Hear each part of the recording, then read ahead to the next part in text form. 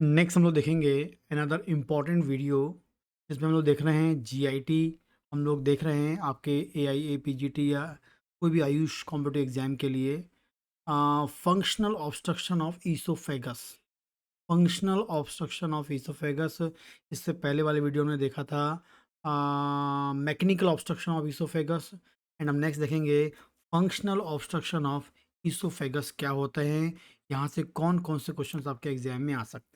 ठीक है, तो फंक्शनल ऑब्स्ट्रक्शन ऑफ ईसोफेगस मतलब आपका जो ट्यूब है उसका जो फंक्शन होता है वो यदि खराब हो जाए, का काम क्या होता है, माउथ से फूड को स्टमक में ट्रांसफ़र करना। उसके लिए यहाँ पर एक इम्पॉर्टेंट टाइप ऑफ प्लेक्सस होता है, और वो जो प्लेक्सस होता है उसका उसमें जो प्लेक्सस का जो काम होता है वो उसको मोटे मतलब उसके मूवमेंट के लिए रिस्पॉन्सिबल होता है, और वो इसोफेगस में मूवमेंट प्रोड्यूस करता है, जिस कारण से आपका जो फूड है, जो आप खाना खाते हैं, चबाते हैं और उसका जो अंदर निगलते हैं तो उसको मूव कर ट्रांसफ़र करके स्टमक में छोड़ता है। लेकिन यदि वो ख़राब हो जाए तो उसे हम बोले फंक्शनल, और इसका सबसे इम्पॉर्टेंट कॉज होता है नर्व डैमेज। आपको थंब रूल याद रखना है, functional obstruction due to nerve damage, ये हम बोलेंगे जो प्लेक्सस होता है, जो आपका नर्व का जो प्लेक्सस होता है वो आपका यहाँ पर खराब हो गया है। नॉर्मली क्या होता है, फंक्शन ऑफ इसोफेगस क्या होता है, efficient delivery of food and fluid to stomach. Normally ऐसा करता है बिफोर सॉलोइंग, मतलब अंदर निगलने से पहले। ठीक है, peristaltic wave on oesophagus, oesophagus में पेरास्टाल्टिक वेव मतलब प्रोड्यूस होती हैं, पेरास्टाल्टिक वेव प्रोड्यूस होंगी, और पेरास्टाल्टिक जो वेव होगी वो कहाँ होगी, एट द कार्डियक एंड। ठीक है, एट द कार्डियक एंड मतलब लोअर ईसोफेजियल स्फिंक्टर। ठीक है, ठीक है, क्या होगा, पेरिस्टाल्टिक वेव स्टिमुलेट हो जाएगी। ठीक है, और इसके अलावा क्या होगा, पहला क्या होगा, पेरिस्टाल्टिक वेव स्टिमुलेट होगी, एंड सेकंड क्या होगा, at the cardiac end of stomach, मतलब जहाँ इसोफेगस खत्म, जहाँ पर इसोफेगस का लोअर पार्ट आपके स्टमक से जुड़ा होता है, तो कार्डियक एंड स्टमक पे जो है, ये हम बोलेंगे उसको, इसको क्या बोलते हैं, लोअर इसोफेजियल इंस्फिंक्टर बोलते हैं। वहाँ पर एक्चुअली में क्या होता है, एक स्पेसिफिक टाइप ऑफ इंस्फिंक्टर होता है, उसका नाम होता है लोअर इसोफेजियल इंस्फिंक्टर हम बोलते हैं। तो इस पेरिस्टाल्टिक वेव के कारण क्या होता है, ये स्फिंक्टर कैसा होता है, रिलैक्स्ड हो जाता है। क्या हो जाता है, रिलैक्स्ड हो जाता है। और ये रिलैक्स्ड क्यों होता है, क्योंकि स्फिंक्टर में प्रेजेंट होती हैं इनिबिटरी नर्व फाइबर्स होते हैं। वहाँ पर क्या होते हैं, इनिबिटरी नर्व फाइबर्स होते हैं, और ये जो पेरिस्टाल्टिक वेव्स होती हैं वो इनिबिटरी नर्व फाइबर्स पे को स्टिमुलेट करती हैं, जिससे क्या होता है, वो स्टिमुलेट होते हैं और फाइनल क्या करेंगे, इनिबिट करेंगे।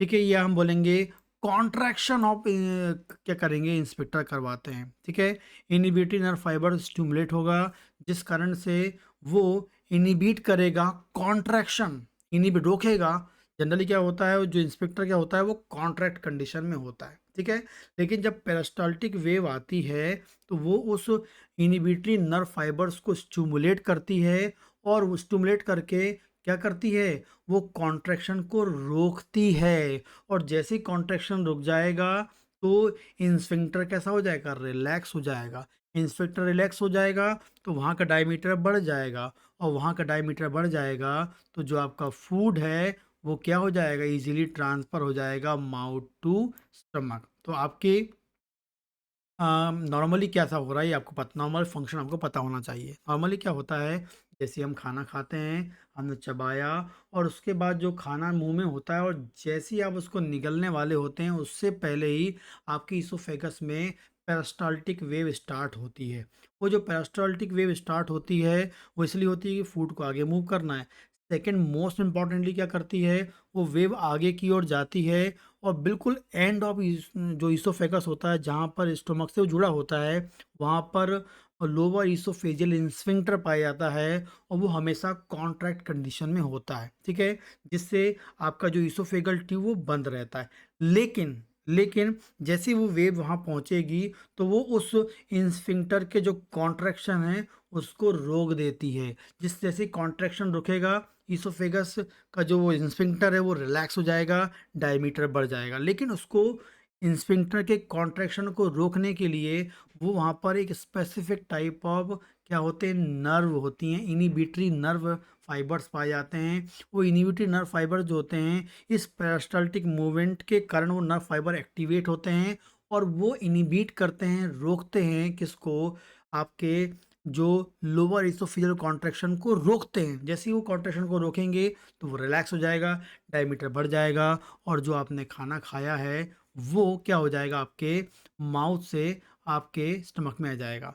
तो माउथ से स्टमक में लाने के लिए दो चीज़ हो रही है, एक तो पेरिस्टाल्टिक वेव प्रोड्यूस होती है आपके निगल सॉल्विंग के पहले, एंड वो वेव के कारण क्या होता है, इनिबिटरी नर्व फाइबर एक्टिवेट होते हैं और वो कॉन्ट्रैक्शन को रोकते हैं, आपके लोअर इसोफेजियल रिफ्लेक्स को रिलैक्स करते हैं, डायमीटर को बढ़ाते हैं और फूड ऐसा था। रोजाना आप जब भी खाना खाते हैं ये प्रोसेस आपकी बॉडी में होती है, ठीक है। लेकिन होती है, इसके आगे बात करते हैं। एक और चीज़ आपको बता दूं नॉलेज के लिए, इन इसोफेगस में क्या होता है, दो टाइप के प्लेक्सेस होते हैं, ठीक है। माइजनर प्लेक्सेस होता है एंड दूसरा होता है माइंट्रिक प्लेक्सेस। हम बात करते हैं जीआईटी की, हम बात करेंगे। हमारे जीआईटी में दो टाइप के प्लेक्सेस होते हैं, माइजनर प्लेक्सेस होता है और एक होता है माइंट्रिक प्लेक्सेस। माइजनर प्लेक्सेस का काम क्या होता है, सिक्रीशन, सिक्रीशन का काम होता है, वो सिक्रीशन करवाता रहता है। लेकिन जो माइंट्रिक प्लेक्सस होता है उसका काम होता है मोटिलिटी, मतलब पेरिस्टाल्टिक मूवमेंट के लिए होता है। लेकिन आपको पहले वाले वीडियो में बता चुका है मैंने जो हमारा इसोफेगस होता है वहाँ पर माइजनर प्लेक्सस नहीं होता है, सिक्रीशन नहीं होता है, एब्सेंट होता है कौन सा माइजनर, लेकिन माइंट्रिक प्लेक्सस प्रेजेंट होता है क्योंकि वहाँ पेरिस्टाल्टिक मूवमेंट होता है, मोटिलिटी होती है, ये प्रेजेंट होता है। तो सबसे पहला जो कॉज होगा, मैंने आपको बताया था कि नर्व नर्व फेल, मतलब आपकी पेरिस्टाल्टिक वेव प्रोड्यूस नहीं होगी, मतलब नर्व नहीं होंगी। अब वो पेरिस्टाल्टिक वेव क्यों प्रोड्यूस होती हैं, क्योंकि वहाँ पर माइंट्रिक प्लेक्सस है। और यदि माइंट्रिक प्लेक्सस काम नहीं करेगा, मतलब नर्व काम नहीं करेंगी, तो पेरिस्टाल्टिक मूवमेंट नहीं होगा, पेरिस्टाल्टिक वेव प्रोड्यूस नहीं होगी। पेरिस्टाल्टिक वेव प्रोड्यूस नहीं होगी तो आपका जो फूड है वो नीचे की ओर नहीं जाएगा, पहला हो गया। यदि वो वेव प्रोड्यूस नहीं होंगी तो आपका इनिबिटरी जो नर्व फाइबर्स तो आपके लोअर इसोफेजियल स्फिंक्टर में प्रेजेंट होते हैं वो एक्टिवेट नहीं होंगे। एक्टिवेट नहीं होंगे तो आपका जो लोअर इसोफेजियल स्फिंक्टर जो कॉन्ट्रैक्ट कंडीशन में है वो रिलैक्स नहीं हो पाएगा। जब वो रिलैक्स नहीं हो पाएगा तो हमेशा वो कॉन्ट्रैक्ट कंडीशन में रहेगा, और जब वो कॉन्ट्रैक्ट कंडीशन में रहेगा तो फूड आपका आगे की ओर मूव नहीं हो पाएगा, ठीक है। तो इसे हम बोलते हैं फंक्शनल ऑब्स्ट्रक्शन। फंक्शनल ऑब्स्ट्रक्शन का सबसे इंपॉर्टेंट कॉज क्या है, नर्व डिसफंक्शन। और भी क्या है, माइंट्रिक प्लेक्सस का डिसफंक्शन। माइंट्रिक प्लेक्सस का डिसफंक्शन होगा, माइंट्रिक प्लेक्सस जो है आपका फेल हो जाएगा, मोटिलिटी कम हो जाएगी, या हम बोलेंगे डिसमोटिलिटी मिलेगी इसोफेगस की। और फाइनली क्या मिलेगा हमको, इसोफेजियल, या हम बोलेंगे सॉरी फंक्शनल ऑब्स्ट्रक्शन मिलेगा आपको, इसोफेगस में मिलेगा। एंड वेरी वेरी इंपॉर्टेंटली, जब ये प्लेक्सस काम नहीं करेगा तो आपका lower oesophageal sphincter contract condition में रहेगा, रिलैक्स नहीं हो पाएगा, जो मैंने आपको ऑलरेडी बता दिया है। तो क्या है, माइंट्रिक प्लेक्सस माइंट्रिक प्लेक्सस का फेल हो जाना, डिसफंक्शन हो जाना, ठीक है। एग्जाम में आता है यहाँ से क्वेश्चन। आगे बात करते हैं, आगे कुछ और कॉज होते हैं। पहला कॉज है, हम बोल देंगे प्राइमरी कॉज। प्राइमरी कॉज क्या होता है, फंक्शनल इनिबिटरी नर्व फेल, मतलब वही वेव नहीं होगी तो इनिबिटरी जो नर्व है वो वो क्या कहूँ उसका फंक्शन फेल हो जाएगा, जिससे इंस्फिंक्टर कैसा हो जाएगा, नॉट रिलैक्स्ड, रिलैक्स्ड नहीं होगा, जो बता चुका हूँ मैंने। इंस्फिंक्टर कॉन्ट्रैक्ट कंडीशन में होगा, आपका ऑब्स्ट्रक्शन प्रोड्यूस हो जाएगा। और जब आपका लोअर इसोफेजियल इंस्फिंक्टर हमेशा कॉन्ट्रैक्ट कंडीशन में होगा, रिलैक्स नहीं होगा, हम इसे क्या बोलेंगे, एक एक्लेसिया, क्या बोलेंगे, एक्लेसिया। के वेरी वेरी इंपॉर्टेंट आपको याद रखना है कि जब इनिबिटरी नर्व फाइबर्स काम नहीं करते हैं, लोअर इसोफेजियल स्फिंक्टर आपका कॉन्ट्रैक्ट कंडीशन में रहता है, रिलैक्स नहीं हो पाता है, हम इस कंडीशन को बोलेंगे एक्लेसिया। एग्जाम में आता है एक्लेसिया मतलब क्या होता है, इनिबिटरी नर्व फाइबर्स फेल हो गए, आपका लोअर इसोफेजियल स्फिंक्टर कैसा है, हमेशा कॉन्ट्रैक्ट कंडीशन में है। एक और बात करते हैं, एग्जाम में एक और आता है एक्लेसिया के ट्रायड आते हैं। ट्रायड कौन कौन से हैं, इनकम्प्लीट लोअर इसोफेजियल रिलैक्सेशन, ठीक है, increase lower oesophageal tone and oesophageal aperistalsis, ठीक है। ये 3 चीज़ जो मिलके है, इसको हम डिफाइन करते हैं। एग्जाम में आता है एक्लेसिया का ट्रायड। एक्लेसिया का ट्रायड क्या होता है? इनकम्प्लीट लोअर इसोफेजियल रिडक्शन, आपको पता है इनकम्प्लीट होता है, ठीक है। ये हम बोलेंगे, सेकंड पार्ट बोलेंगे increase lower oesophageal tone, lower oesophageal sphincter, ठीक है। Lower oesophageal sphincter incomplete relax होगा, पहला। दूसरा, लोअर इसोफेजियल इंस्फिंक्टर का जो टोन है वो इंक्रीज हो जाएगा, एंड ईसोफेजियल ए पेरास्टाल्सिस मिलेगा। आपको क्या मिलेगा? ईसोफेजियल ए पेरास्टाल्सिस मिलेगा। आपको याद रखना है, ये तीनों इंपॉर्टेंट आंसर हैं एक्लेसिया ट्रायड के जो एग्जाम में आपको आते हैं, याद रखना है आपको, ठीक है ना। पेरास्टाल्सिस भी नहीं मिलेगा, टोन बढ़ जाएगा, इनकम्प्लीट रिडक्शन मिलेगा, ठीक है ना। आगे बात करते हैं सेकेंडरी कॉज। सेकेंडरी कॉज क्या है? सेकेंडरी कॉज जो होता है डिजनरेटिव चेंजेस इन नर्व। यदि नर्व में कई बार हमको क्या मिलता है? डिजनरेटिव चेंजेस मिलेगा, नर्व की प्रॉब्लम है, आपको क्या मिलेगा? नर्व में डिजनरेटिव चेंजेस मिलता है। सेकेंडरी मतलब क्या होता है? कोई ऐसी डिजीज हो गई है जिस कारण से वहाँ की नर्व में आपको डिजनरेशन मिल रहा है, तभी हम उसको सेकेंडरी, मतलब प्राइमरी इन्फेक्शन था और उस कारण से नर्व डैमेज हो गया, तो ये सेकेंडरी कॉज हम बोलेंगे। तो इसमें आता है चैगास डिजीज, इंपॉर्टेंटली याद रखना है, very very very very important. Functional oesophageal obstruction का एक कॉज होता है चैगास डिजीज, CHAGA, चैगास डिजीज होता है। और जो चैगास डिजीज होता है, चैगास डिजीज होता है वो पैरासाइट इन्फेक्शन के कारण होती है, प्रोटोजोआ इन्फेक्शन के कारण होती है, जिसका नाम होता है ट्राई ट्राई ट्राइपे ट्राइपेनोसोमा कॉजी, ठीक है। ट्राइपेनोसोमा कॉजी इन्फेक्शन कहलाता है, ठीक है।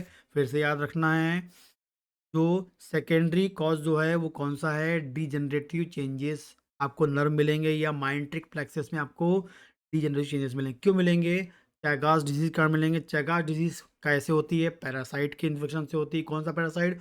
प्रोटोजोआ वैरायटी का। तो उसका नाम क्या होता है? ट्राइपेनोसोमा, ट्राइपेनोसोमा कॉजीज जो है उसका नाम होता है। वेरी वेरी इंपॉर्टेंट क्वेश्चन यहाँ से बन जाते हैं, पहले लाइन वाला क्वेश्चन ही बन जाएगा। डिजनरेटिव चेंजेस, चैगास डिजीज, पैरासाइट्स हो गया, प्रोटोजोआ हो गया, ट्राइपेनोसोमा कॉजी से इन्फेक्शन होता है, जिस कारण से, मतलब यदि किसी पेशेंट को चैगास डिजीज हो गई या ट्राइपेनोसोमा कॉजी का इन्फेक्शन हो गया, तो क्या करता है वो? डिस्ट्रक्शन ऑफ माइंट्रिक प्लेक्सस करता है, और जिस कारण से फाइनली आपकी वेव नहीं बनेगी, वे पेरिस्टाल्टिक वेव नहीं बनेगी इसोफेगस में, जिससे आपका लोअर इसोफेजियल स्फिंक्टर रिलैक्स नहीं हो पाएगा, हमेशा कॉन्ट्रैक्ट कंडीशन में होगा। एंड फाइनली क्या मिलेगा? उसमें डायलेटेशन नहीं हो पाएगा, फाइनली क्या मिलेगा हमें? ऑब्स्ट्रक्शन मिलेगा, आपको याद रखना, ठीक है। तो आपको मैंने कॉजेज बताया इसमें, ठीक है। नर्व का पहले नॉर्मल फिजियोलॉजी बता दी मैंने आपको, नर्व डैमेज बता दी मैंने आपको, ठीक है। कॉज में आपको सब समझा दिया एग्जैक्टली क्या होता है, ठीक है।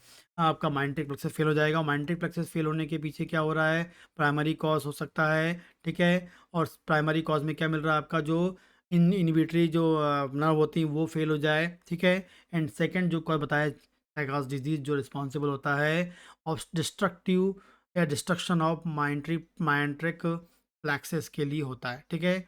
आगे इंपॉर्टेंट कुछ और चीज़ है, नोट आपके रखना है। ड्यूडनल, कोलोनिक एंड यूटेरिक जो माइंट्रिक प्लेक्सस हैं वो भी चैगास डिजीज़ के कारण इफेक्टेड होते हैं, आपको याद रखना है। चैगास डिजीज जो होता है वो आपके माइंट्रिक प्लेक्सस ऑफ ईसोफेगस को तो करता ही करता है, साथ में वो ड्यूडनम का भी कर सकता है, कोलोनिक भी कर सकता है, और यूटेरिक भी करता है। यूटेरिक जो होता है वहाँ के भी माइंट्रिक प्लेक्सस को इफेक्ट कर सकता है, और वहाँ पर भी इस प्रकार की प्रॉब्लम प्रोड्यूस कर सकता है, ठीक है। तो चैगास डिजीज होता है माइंट्रिक प्लेक्सस ऑफ ईसोफेगस को इफेक्ट कर सकता है, ड्यूडनल को भी, कोलोनिक को और यूटेरिक को भी करता है। ये आपके नॉलेज के लिए पॉइंट नोट बताया था मैंने, ये आपके एग्जाम में ये भी आ सकता है, ठीक है। तो इस प्रकार से आपका जो फंक्शनल ऑब्स्ट्रक्शन है वो क्या होता है बताया आपको मैंने, नॉर्मली कैसे होता है फिजियोलॉजी बता दी। यहाँ पर आपको जो है आपकी जो डिजीज़ कंडीशन है उसके भी कॉज मैंने आपको यहाँ पर बता दी है। ठीक है? तो इस तरीके से आपको ये याद रखना है और एग्ज़ाम में आपके यहाँ से क्वेश्चंस आ सकते हैं। यदि आप बीएचएमएस फर्स्ट ईयर के स्टूडेंट हैं, तो आप मटर Medica and organ of medicine join कर सकते हैं। डॉक्टर भावेश सर क्लासेस नाम का ऐप है, डिस्क्रिप्शन में लिंक है, वहाँ जाके इसको आप इंस्टॉल करके कोर्स ज्वाइन कर सकते हैं। एंड इसके सेकेंड ईयर के लिए आप पैथोलॉजी होती है, जिसमें आप ₹500 सॉरी 600 का जो कोर्स है वो ज्वाइन कर सकते हैं। आपको फ्री में यूट्यूब में तो मिल रहा है, लेकिन यदि आप साथ में पूरी वीडियो देखना चाहते हैं, यदि आपका अभी एग्ज़ाम है, तो आप वहाँ जाके देख सकते हैं। 70 टू 80 वीडियोज़ हैं लगभग, वो आप वहाँ जाके वो देख सकते हैं। ठीक?